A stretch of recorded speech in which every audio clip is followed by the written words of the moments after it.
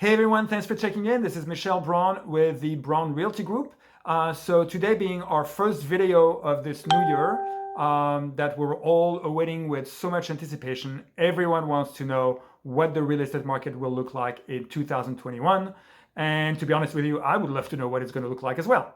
Well, some experts are saying that prices are going to continue going up and up, and some other experts will tell you the exact opposite, that we are in a bubble, that prices are on the verge of crashing, and that there is going to be a wave of foreclosures hitting the market. So to try to make sense out of this, let's talk for a minute about what causes prices to go up or down in real estate, and then you can decide how this will affect you in your particular situation, whether you are a prospective buyer or a prospective seller. So price appreciation in real estate can come from three factors. Number one factor, low inventory. So when COVID hit at the beginning of the year, a lot of people who were planning on selling their homes all of a sudden decided that they were going to hold off, and inventory went drastically down. So obviously prices went up because there was not much to buy out there. Number two factor, there were a lot of people out there wanting to buy properties with this very low inventory because interest rates was extremely low. The government lowered the rates to record lows, and it worked. People wanted to take advantage of cheap money.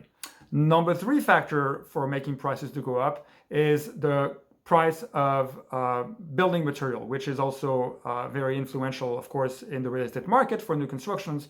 And because of the pandemic, businesses shutting down, businesses being concerned with infections on the workplace, price of material, building material went up drastically. And we know all these three factors happened in 2020, and that's undoubtedly what made prices go up. Now, on the other hand, what can influence prices to go down in real estate, and eventually maybe even what can cause the market to crash as we've seen in the past. So if we look at the most recent real estate crash of 2007, 2008, it was mainly due to the bank regulations being very loose and properties being appraised at prices that were not backed by any evidence. The market went wild, and properties where prices were overly inflated. Today, the banking system is a lot more regulated, and banks are a lot more careful. As a matter of fact, loans are being denied now a lot more often because of appraisal values, and you can no longer buy overpriced properties with zero money down. You're going to have to put up a lot more money down if your property doesn't appraise, and that's not available to everyone, which is a good thing because it is a good safeguard against the market crashing. Number two, the bubble of 2007, 2008 was caused also by a lot of people being upside down on their property, which means that they owed more money than the property was actually worth, and they wanted to sell their properties, and it caused panic selling. Today, there's actually only approximately 3% of homeowners in the US who are possibly upside down on their properties. And that is also a very strong safeguard against the market crashing. Now, that being said, there's always going to be some foreclosures. That's unavoidable, whether it's going to stay at 3% or it's going to go up. It's your guess is as good as mine, but I don't think it's going to be anything like what we've encountered in 2007, 2008 because of the safeguards that I just mentioned a second ago. So in my opinion, in terms of the outlook for 2021, we're going to see more of something that more looks like a K-shaped recovery, where we had that down spiral of the market at the beginning of the year. And then for some people, the market's going to go exponentially up. And for some other people in some other areas, the market is going to go exponentially up. People who are fortunate to live in less urban areas where they have outdoors, they have pools, they have gardens, they can work from their house, I think that market is going to continue going up and up and up exponentially.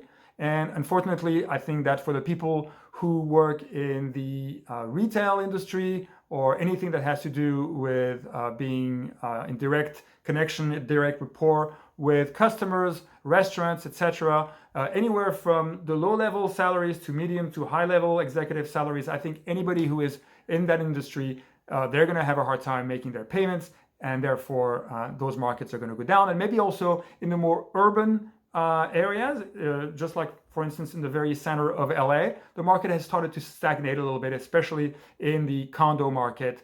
But hopefully, with the vaccine being distributed now, people are going to be safe, feel a little more safe to be inside the city, and the market will pick up again on that. But until then, the market is probably going to go down. So that's my outlook on the real estate market for 2021. That being said, as always, my recommendation is always to only buy a property if you can truly afford it, if you've been properly pre-approved, because in that case, whether the market goes down or goes up, as long as you can continue making your payments, you'll be fine. And again, same thing also, if you're thinking of selling your property, you only want to sell it if it makes sense for you at that time in your life, rather than trying to chase the market, which never works. So that's my 2 cents. If you have any question about your particular situation, as always, feel free to give me a call or send me a text, and I'll be happy to talk to you confidentially, of course. Until then, have a happy and a healthy new year, and we'll see you next time. Take care. Bye-bye.